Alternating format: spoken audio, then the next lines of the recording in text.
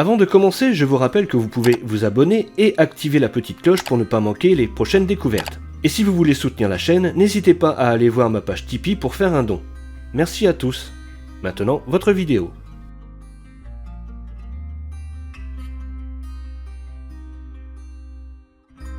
Bonjour à vous tous et bienvenue. Aujourd'hui, je vous emmène à la découverte de Perrois-les-Gombries. Perrois-les-Gombries est un village d'environ 1300 prélots et prélotes et se situe sur le plateau des Gombries, aux abords de la Nationale 2, au nord-est de Nanteuil-le-Haudouin. Le territoire de Perrois est entouré par le plateau fertile de la Gombrie et le bois du Roi au nord. Le village a eu les noms jadis de Péréum, en 1175, Perrois, Proie, Proie, Perrois-la-Vache-Noire, Perrois vers 1718 et enfin le Perrois-les-Gombries d'aujourd'hui.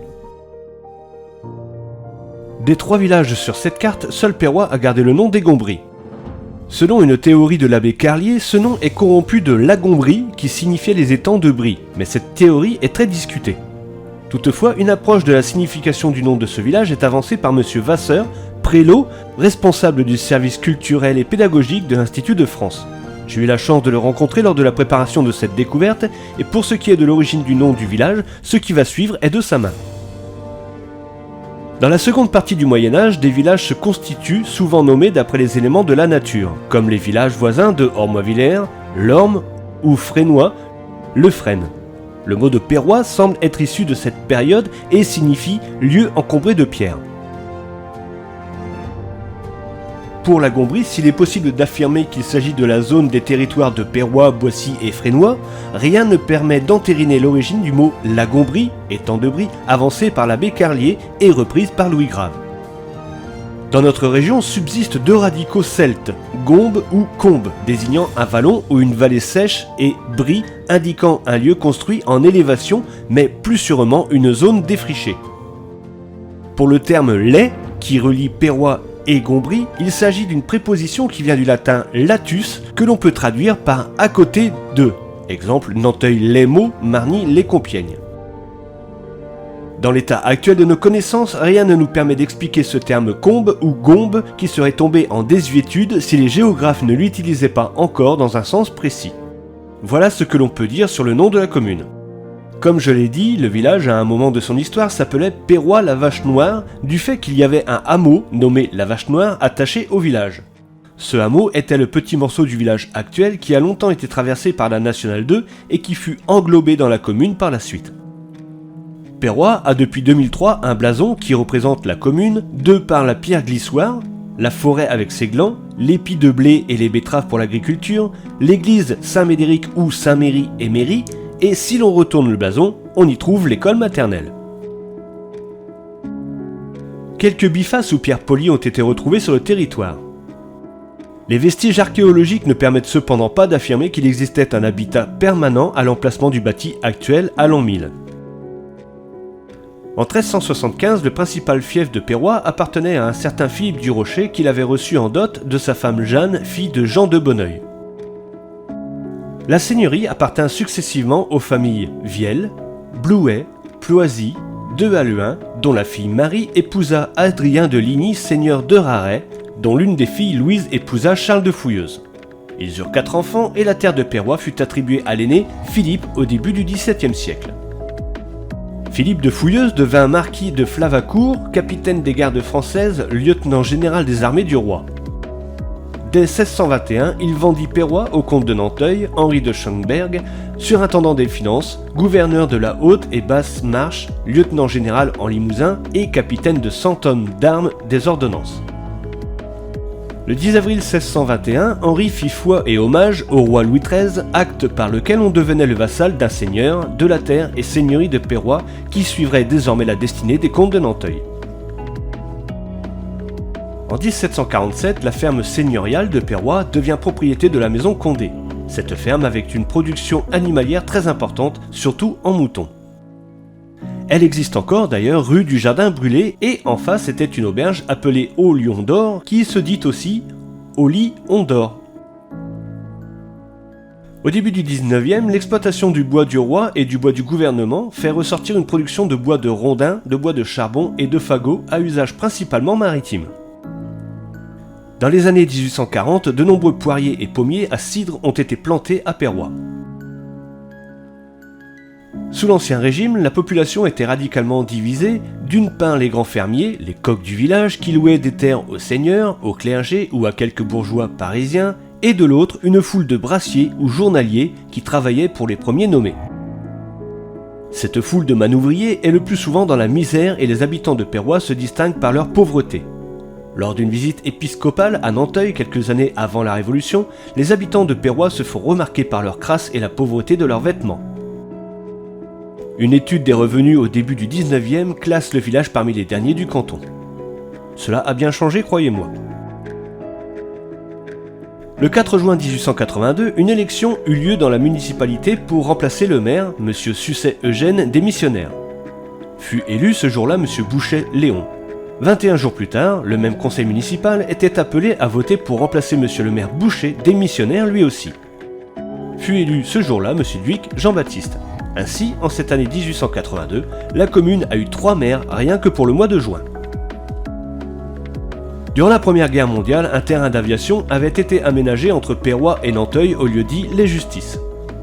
Le château de Perrois, anciennement dans le grand virage de l'ancienne Nationale 2, fut durant la Seconde Guerre mondiale réquisitionné par la Gestapo. Sur la maison où vécut Alexandre Petrovic, une plaque honore la mémoire de ce conseiller municipal communiste déchu de son mandat en février 1940.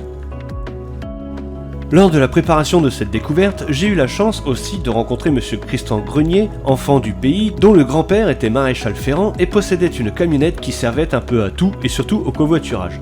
Et oui, cela existait déjà en ce temps-là. Mais ce monsieur Grenier était ami avec monsieur Paul Durand, charron, menuisier, épicier, et ensemble ils faisaient de l'embattage, c'est-à-dire qu'ils cerclaient les roues en bois des tombereaux. Le grand-père de monsieur Grenier fut l'un des derniers maréchals ferrants de la région. Et si vous voulez en savoir un peu plus sur l'histoire de Perrois et de ce monsieur Durand, pendant les guerres, je vous conseille le numéro 1 de Istea, où monsieur Durand relate quelques souvenirs de cette époque. Lors des travaux sur la Nationale 2 en 2016, des traces d'occupation gallo-romaine et la sépulture de 3 squelettes de soldats allemands de la Grande Guerre ont été découverts entre Perrois-les-Gombry et Boissy-Fresnois. Allons découvrir l'église de Perrois-les-Gombry. L'église Saint-Médéric, fort bien restaurée, est une construction très complexe qui illustre d'une manière exemplaire les vicissitudes que peut connaître un édifice religieux tout au long de son histoire. Une première église à nef unique avec clocher central existait dès le début du XIIe siècle. Ce premier édifice sera remanié à la fin de ce même siècle avec la construction d'un bas-côté sud qui communique avec la nef par 2 arcades brisées et la reconstruction du chœur composé de 2 travées terminées par un chevet plat. Peu après, une chapelle est construite au sud du clocher et de la première travée du chœur. Après un répit de 3 siècles, l'église connaît de nouveau une période d'intenses travaux. La base du clocher est dotée d'une voûte dont ne subsiste que l'écu de lampe qui la recevait et une chapelle est bâtie au nord du clocher et de la première travée du chœur. À la suite de ces travaux, la base du clocher, constituée à l'origine de murs au nord et au sud, est ouverte de toutes parts. La dernière intervention se situe à la Renaissance avec la construction d'un large bas-côté au nord. L'extérieur pâtit malheureusement de l'absence de fenêtres au style caractérisé et d'un clocher atypique sans doute tardif. La cloche se nomme Blanche Ernestine, du nom de sa marraine Blanche Hibou et de son parrain Ernest Cailleux. L'intérieur est en effet très bien restauré. L'édifice est très clair et spacieux. La nef atypique compte 3 arcades au nord et 2 seulement au sud, dû à la différence d'époque de construction des bas-côtés. Et d'ailleurs, seul le bas-côté nord, le dernier construit, est voûté d'ogives avec le chœur et le chevet plat. La nef est en berceau et le plafond du bas-côté sud est plat. L'église est entièrement pourvue de bancs et la base du clocher sépare la nef du chœur. Le chœur est simple et clair aussi. Le chevet plat comporte un maître-autel avec un beau tabernacle et une boiserie simple aussi, mais le tout est plaisant à voir. Les fonds baptismaux sont à droite dans la première travée ainsi qu'un confessionnal.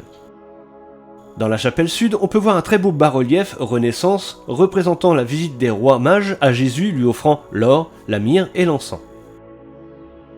Quand on voit les photos de l'église avant, on ne peut que féliciter les bénévoles de l'association Vieille Pierre de Perrois-les-Gombry pour leur travail de 1991 à 2002. Bravo à vous. Je vous laisse avec quelques éléments intéressants de cette église Saint-Médéric.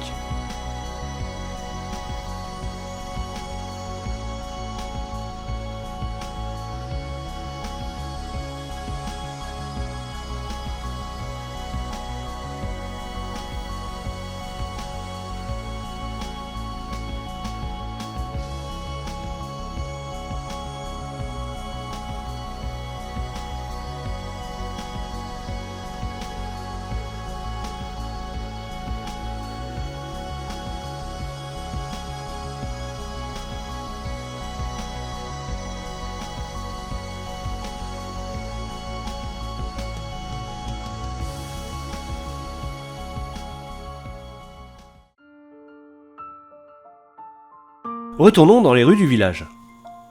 Le monument aux morts se trouve à la sortie du village à l'ouest en direction de Droisel. Ce monument est assez spécial car c'est un socle avec une statue d'un poilu portant la devise « On ne passe pas ». Il a été érigé en 1919. Et si vous me suivez depuis le début, cette statue vous fera immanquablement penser à celle du monument aux morts de Vauciennes où il n'y a qu'un buste mais quand même assez ressemblant. Il n'y a plus de lavoir mais une très belle mare où se trouvait jadis justement un lavoir bateau. Et l'on peut voir, rue Ruby et rue du Haut-Voisin, deux très beaux puits. Une petite mare se trouvait près de la mairie, mais a été comblée. Il y a une petite croix de chemin en face de la belle salle des fêtes. Pour l'école, Perrois-les-Gombry compte une école maternelle créée en 2004 avec 3 classes et une école élémentaire avec 4 classes. Le tout accompagné d'une périscolaire, d'une cantine et d'un centre de loisirs pour les mercredis et les vacances. Face à l'église se trouve un petit parc avec un kiosque et quelques jeux pour enfants. Près de l'école, il y a un city-stade installé en 2019 et une belle aire de jeux créée en 2021. Le village compte aussi une bibliothèque, une petite épicerie, quelques artisans, des sociétés d'emballage industriel et de travaux agricoles. Il y a encore 2 fermes en activité et la CUMA qui est une coopérative agricole créée en 1947. Le village a très longtemps été traversé par la Nationale 2, mais une déviation a été ouverte courant 2022 et les habitants peuvent désormais savourer la tranquillité d'un village de campagne. La commune compte quelques associations comme le foot, le judo, un motoclub, un club pour les aînés et un comité des fêtes, et bien sûr pour la sauvegarde des vieilles pierres. Perrois-les-Gombry offre une curiosité très connue dans les environs, la pierre glissoire. Près de la départementale 136, entre Ormois-Villers et Nanteuil-le-Haudouin, dans le Bois du Roi, il y a une clairière de sable, de bruyère et de gros blocs de grès très appréciés des familles et des randonneurs pour le milieu naturel remarquable qu'elle propose. Et dans cette clairière se trouve la pierre glissoire qui, selon une légende, voyait jadis des jeunes femmes se laisser glisser dessus fesses nues pour savoir si elles allaient enfanter dans l'année. Au vu de la trace laissée sur la pierre, bon nombre de jeunes femmes ont dû s'y laisser glisser. Le site est protégé par le Conservatoire d'espaces naturels des Hauts-de-France et bien sûr, laisser cet endroit propre est fortement conseillé. Non loin de là, le long de cette même départementale, se trouve un joli oratoire toujours très bien entretenu. Voilà, c'est ici que se termine notre découverte de Perrois-les-Gombry, village sympathique, aux nombreux attraits et nombreuses découvertes à faire et au charme certain. Je tiens à remercier M. Cubiz, maire du village, ainsi que M. Vasseur et M. Grenier pour leur accueil et leur aide. Je remercie aussi toutes les personnes qui m'ont aidé dans la préparation de cette vidéo. Je vous donne rendez-vous pour une prochaine découverte d'un village de l'Oise, et en attendant, n'hésitez pas à partager, mettre un j'aime et un commentaire si cette vidéo vous a plu, et n'oubliez pas de vous abonner et d'activer la petite cloche pour ne pas manquer les prochaines découvertes. A bientôt. Au revoir Perrois-les-Gombry.